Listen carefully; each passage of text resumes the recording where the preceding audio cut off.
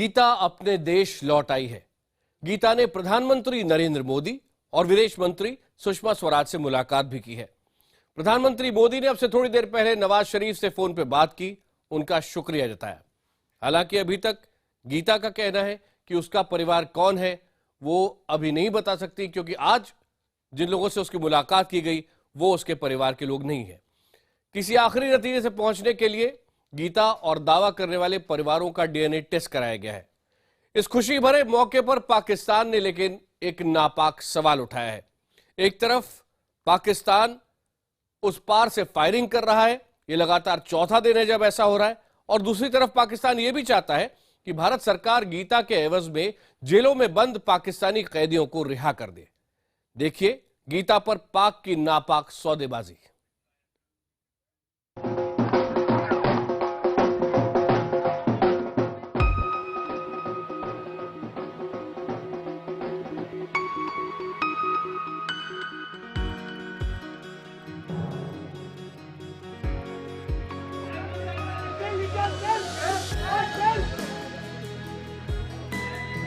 गीता को लेकर जब विमान ने कराची से उड़ान भरी, तब उस विमान में सिर्फ यात्री नहीं थे, बल्कि कई हसीन सपने और कई खुशनुमा उम्मीदें भी आसमान छू रही थी। इन्हीं खुशियों और उम्मीदों से लबरेज गीता सोमवार दोपहर दिल्ली के इंदिरा गांधी अंतर्राष्ट्रीय एयरपोर्ट उतरी। 15 साल लंबे इंतजार के बाद भारत की बेटी अपनी सरजमी पर लौट आई। गीता के साथ पाकिस्तान का वो परिवार भी था जिसने करीब 15 साल तक गीता की परवरिश अपनी बेटी की तरह की। यहाँ से जब तक आपके साथ हैं गीता, आप कितने दिन गीता के साथ यहाँ रहेंगे? 8 दिन तक रहेंगे। अच्छा। गीता हमारे पास ही होगी पाकिस्तान। एयरपोर्ट पर गीता की अगवानी के लिए विदेश मंत्रालय के अफसर, पाकिस्तान उच्चायोग के अफसर और गीता के परिजन होने का दावा करने वाले परिवार के सदस्य भी थे।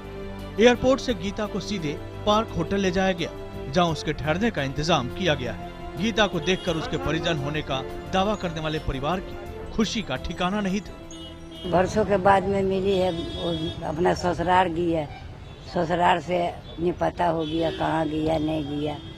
सब हम बरसों भर से हम सब तो ढूंढ रहे हैं, कर रहे हैं। हमको बिहार में टीवी में आई, टीवी में हमें देखिए वो सलमान खान जी बताया ये सबसे इंडियन में जो ये गूंगी लड़की किसका है, हम पाकिस्तान से इंडियन हम भेजेंगे।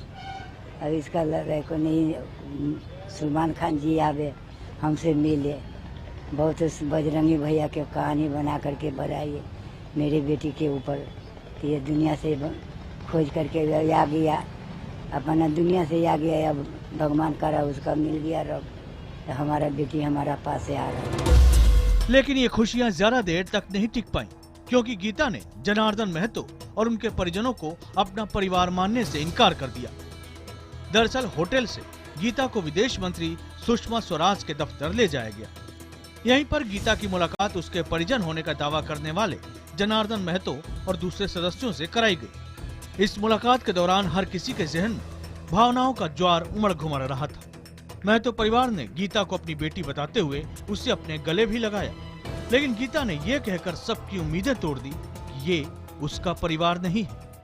और आज जब गीता यहाँ आई तो गीता से भी हमने कहा कि आप सबसे पहले ब्लड का सैंपल दे दीजिए, क्योंकि डीएनए टेस्ट मैचिंग जरूरी है। तो गीता ने भी अपना सैंपल दे दिया। लेकिन आज जब हमने महतो दंपति को और 3 भाई भी आए थे उनको गीता के सामने किया, तो अभी गीता उन्हें पहचानने से इनकार कर रही है। वो कह रही है कि ये मेरे माता पिता नहीं हैं। लेकिन चूंकि डीएनए टेस्ट के लिए उनका रक्त भी जा चुका है और इसका भी जा चुका है, तो डीएनए टेस्ट का हम अभी इंतजार करें। गीता के इनकार से उसके परिजन होने का दावा करने वालों के चेहरे उतर गए। हालांकि जनार्दन महतो का कहना है कि गीता 15 साल तक सबसे दूर रही है, इसलिए मुमकिन है कि उसे अपनों को पहचानने में कुछ वक्त लगे। बहुत खुशियाँ ली हैं हमने। हमारा नगर निवासी जो है बिहार का, वो भी बहुत खुशियाँ ली है, गान बजान सब कुछ कर रहे हैं। सुषमा स्वराज से मुलाकात के बाद गीता ने शाम को प्रधानमंत्री नरेंद्र मोदी से भी मुलाकात की। गीता अपने वतन तो लौट आई है, लेकिन उसका इंतजार अभी बाकी है। अपनों के बीच पहुंचने की उसकी आस अभी अधूरी है। विदेश मंत्रालय ने कहा कि गीता का परिवार होने का दावा करने वाले लोगों का डीएनए टेस्ट कराया जाएगा। और उसका मिलान गीता के डीएनए से कराया जाएगा। उसके बाद ही गीता को उसके परिवार के सुपुर्द किया जाएगा। डीएनए टेस्ट के लिए एम्स के डॉक्टर गीता और महतो परिवार के सदस्यों का ब्लड सैंपल ले चुके हैं। आदमी को 15 मिनट किसी कमरे में अगर रख दिया जाए तो वो भी मेंटली तौर से जो है वो अजल बजल हो जाता है। वो बच्ची 15 साल वहाँ लगा के आई है तो उसको नॉर्मल होने में थोड़ा टाइम लगेगा। गीता के भारत लौटने की खुशी के रंग में भंग डालने का काम भी उसी पाकिस्तान ने किया है जिसने गीता को 15 साल तक पाला पोसा। गीता के दिल्ली पहुंचते ही पाकिस्तान का अफसरान उसकी वापसी के एवज में सौदेबाजी पर उतर आए। पाकिस्तान उच्चायोग के अफसर मंजूर मेमन ने कहा कि गीता पाकिस्तान से भारत आ चुकी है और उम्मीद है कि भारत भी यहाँ की जेलों में कैद 400 पाकिस्तानियों को रिहा करेगा। ये एक मिसाल है दूसरे ममालिक के लिए भी कि अपने शहरियों को प्यार के साथ रखें, मोहब्बत के साथ रखें। हम उम्मीद करते हैं कि हमारे 459 जो हमारे प्रिजनर्स हैं पाकिस्तान के, उनको भी इसी तरह उसी प्यार के साथ और मोहब्बत के साथ रखा जाएगा। पाकिस्तान की इस नापाक सौदेबाजी ने गीता की वापसी के जश्न को फीका कर दिया, लेकिन जो सुधर जाए वो पाकिस्तान क्या। एक तरफ वो गीता को भेजकर अपनी अच्छी तस्वीर पेश कर रहा है तो दूसरी तरफ सरहद पर पाकिस्तान फौज की नापाक फायरिंग जारी है।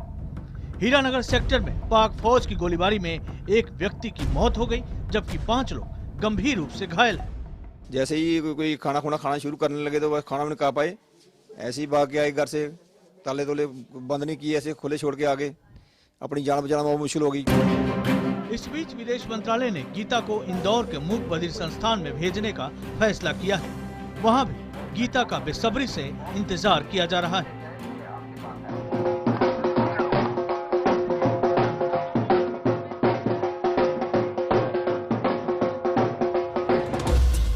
गीता ने अपनी जिंदगी का ज्यादातर हिस्सा अपने परिवार से दूर रहकर बिताया है, लेकिन अब उसे अपने परिवार का इंतजार है, माता पिता के ममता भरे दुलार का इंतजार है। देखना यह है कि आखिर गीता का इंतजार कब खत्म होता है। अपने वतन की सरजमी पर पहला कदम रखने की खुशी गीता के चेहरे पर साफ झलक रही थी। गीता पाकिस्तान से हिंदुस्तान आ चुकी हैं, लेकिन हिंदुस्तान में अपने असली आसियाने तक पहुंचना अब भी बाकी है और यही सबसे बड़ी चुनौती भी। कैमरामैन कमलदेव के साथ अरुण सिंह, दिल्ली, IBN 7। गीता बताया जाता है सिर्फ 8 साल की थी जब वो पाकिस्तान में अकेली रह गई। उसके बाद 15 साल उसने इंतजार किया। जब भारत भूमि पर उसने कदम रखा, उसके बाद सबसे पहले वो लोगों को देख के मुस्कुराई और कुछ ही देर में उसकी आंखों में आंसू थे। इतने दिन बाद गीता की सकुशल वापसी किसी करिश्मे से कम नहीं और उसकी वापसी में फिल्म बजरंगी भाईजान का भी योगदान कम नहीं है।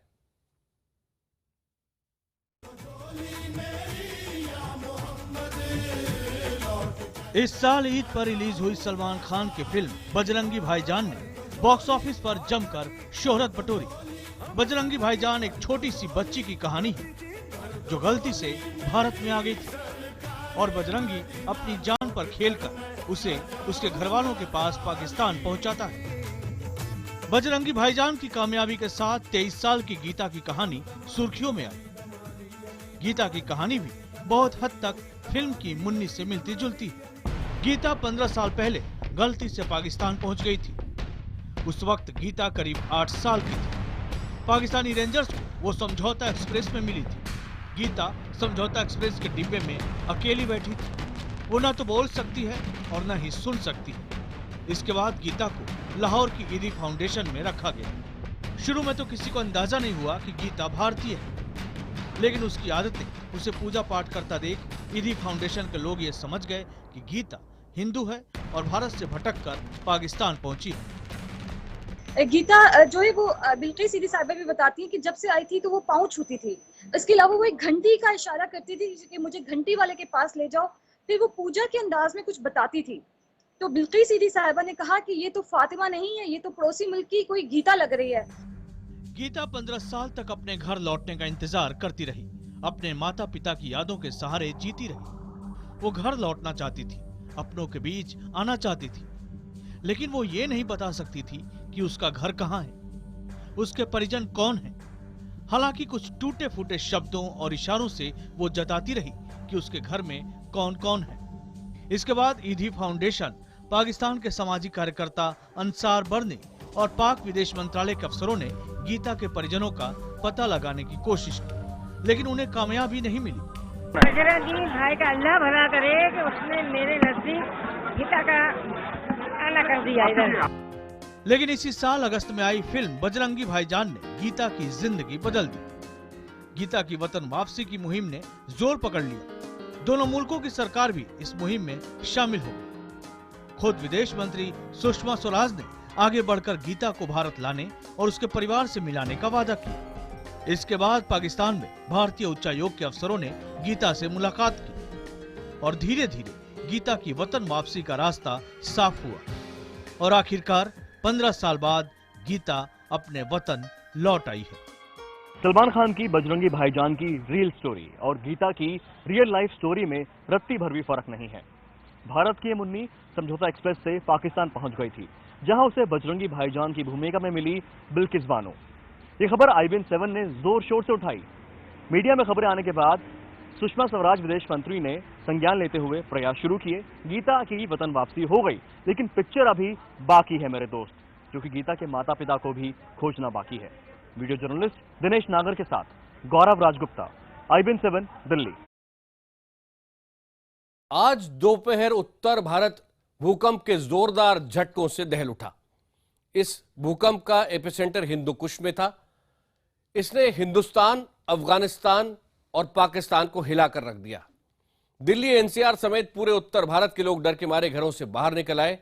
इस भूकंप के कारण जम्मू कश्मीर में 3 लोग मारे गए हैं, पाकिस्तान में 140 से ज्यादा लोग और अफगानिस्तान में 80 लोग। प्रधानमंत्री नरेंद्र मोदी ने अब से थोड़ी देर पहले पाकिस्तान के प्रधानमंत्री नवाज शरीफ से बात की और राहत और बचाव के काम में मदद की पेशकश की। भारत ने अफगानिस्तान से भी मदद की पेशकश की है।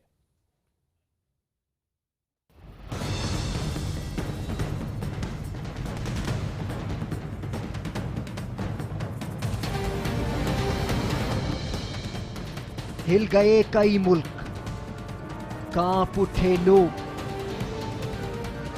हर तरफ मची अफरा तफरी। वक्त था दोपहर 2:45 का। लोग अपने काम में व्यस्त थे कि अचानक उनके पैर कांपने लगे। ऐसा लगा जैसे उनके पांव तले से जमीन खिसक जाएगी।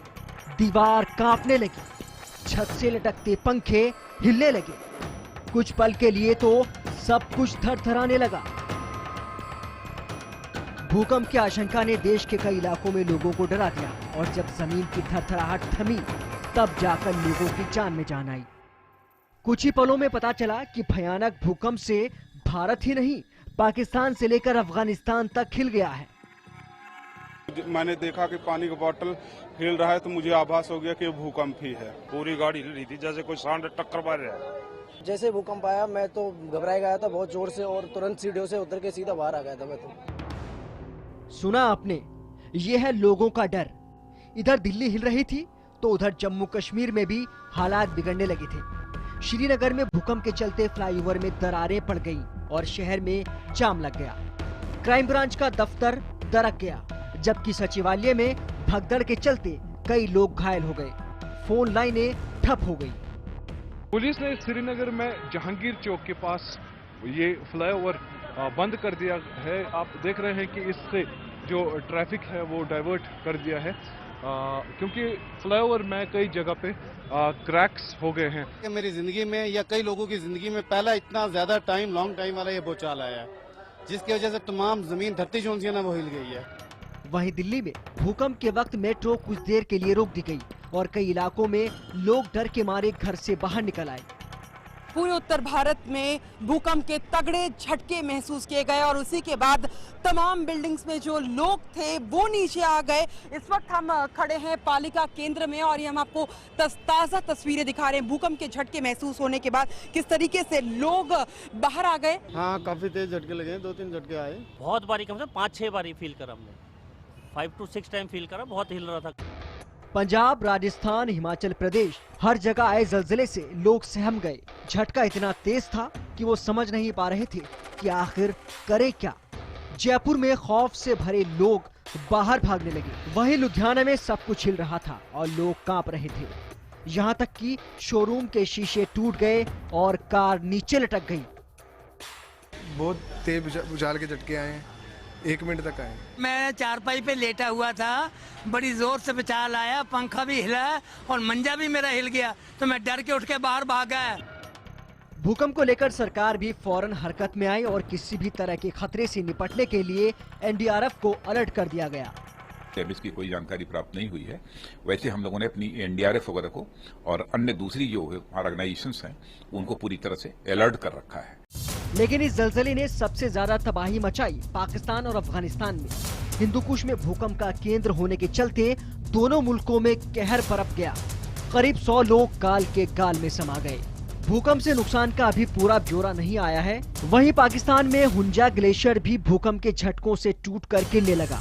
2:40 पर भारतीय समय अनुसार एक अर्थक्वेक आया जिसका लेटीट्यूड है 36.5 degree north and 70.8 degree north east और इसका रीजन रहा हिंदुकुश रीजन अफगानिस्तान। भारत में भूकंप से उतना नुकसान नहीं हुआ जितना हमारे पड़ोसियों को झेलना पड़ा, लेकिन इन झटकों ने लोगों को एक अनजाने खौफ से भर दिया है और वो इसी साल नेपाल में आए भयानक भूकंप को याद कर सिहर उठते हैं। पायल भुयन, नसीर अहमद, भवानी सिंह और मनोज शर्मा के साथ ब्यूरो रिपोर्ट IBN 7। बिहार चुनाव अब अहम मोड़ पर आ गया है। आज शाम तीसरे दौर के लिए चुनाव प्रचार थम गया। तीसरे दौर से पहले चुनावी रण में अपनी नैया पार लगाने में सभी दलों के दिग्गज नेता पूरी तरह से जुटे दिखे। प्रधानमंत्री मोदी ने जहां आरक्षण पर नया पासा फेंका, वहीं लालू, नीतीश और राहुल ने मोदी पर जमकर प्रहार किए।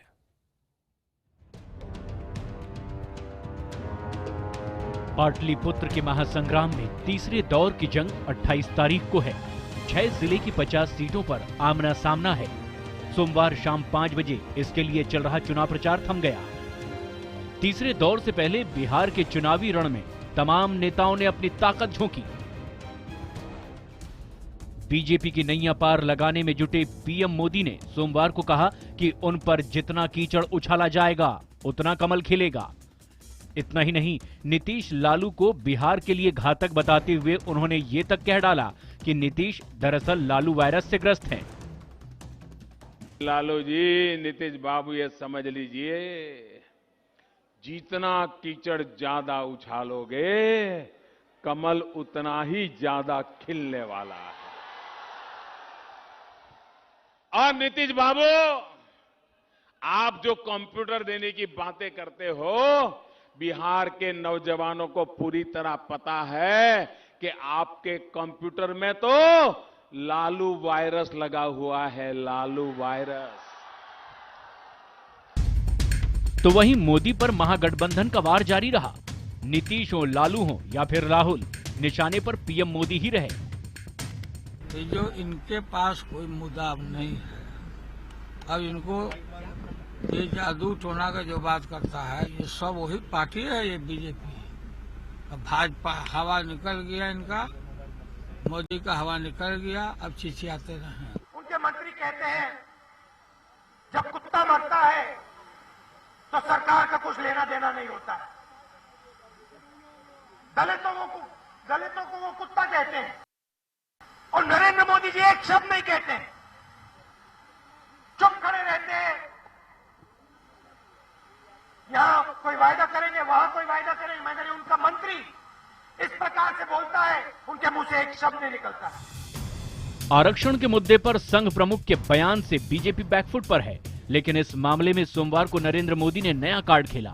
बक्सर में उन्होंने कहा कि दलित ओबीसी के हिस्से का आरक्षण छीनकर दूसरे धर्म के लोगों को देने की साजिश रची जा रही है। एक पाप की योजना बना रहे हैं लोग, पाप की योजना। आपका आरक्षण में से 5% छीनने का षड्यंत्र ये सारे लोग कर रहे हैं, मैं चेतावनी देता हूं। मोदी के इसी भाषण पर नीतीश कुमार ने तुरंत पलटवार करते हुए कहा, मोदी जी, आरक्षण पर जान की बाजी लगाने की बजाय आप सिर्फ भागवत जी के बयान को स्पष्ट तौर पर खारिज करते हुए उसकी निंदा करने का साहस दिखाएं। तो देख रहे हैं कि उन्होंने अपना प्रोफाइल भी बदला। अब तक वो अपने को विकास पुरुष कहलाना पसंद करते थे और उनके प्रिय अध्यक्ष श्री अमित शाह जी ने उनको ओबीसी प्राइम मिनिस्टर कहा, तो हम देख रहे हैं कि अब प्रोफाइल उन्होंने बदल करके अपने को ईबीसी प्राइम मिनिस्टर कर दिया। इस देश में शायद पहली बार हो रहा कि प्राइम मिनिस्टर का कोई कास्ट और इस प्रकार का सोशल ग्रुप का प्रोफाइल सामने लाया जा रहा हो। पाटलिपुत्र के महासंग्राम में वार पलटवार जारी है। आरोप प्रत्यारोप का दौर थम नहीं रहा। चुनाव का तीसरा और चौथा दौर बेहद अहम है, खासकर बीजेपी के लिए, क्योंकि इस दौर की ज्यादातर सीटों पर फिलहाल उसका और उसके सहयोगियों का कब्जा है। Bureau report, IBN 7।